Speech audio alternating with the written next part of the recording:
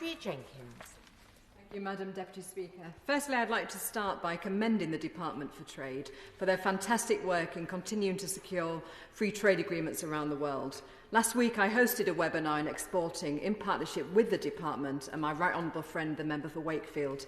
And it was inspiring to hear of the opportunities that our small and medium-sized businesses were taking in boosting skills and jobs in our local areas. With around 6.5 million UK jobs supported by UK exports, it's vital we continue to support and encourage businesses to export, which will help drive a jobs-led recovery from the COVID-19 pandemic. Madam Deputy Speaker, I believe that this bill before us updates and builds upon our existing continuity trading relationship that formed part of our membership with the EU. I particularly welcome the WTO's agreement on government procurement, which will secure access for UK businesses to overseas procurement opportunities worth £1.3 trillion per year. And I also welcome the new Trade Remedies Authority, which will enable Britain to secure the benefits of freedom while providing a safety net for domestic industries.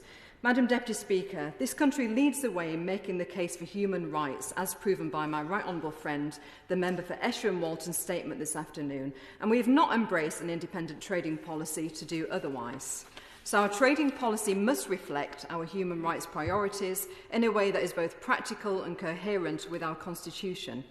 Firstly, in order to work effectively, the determination of matters of genocide needs to be practical and follow established methods.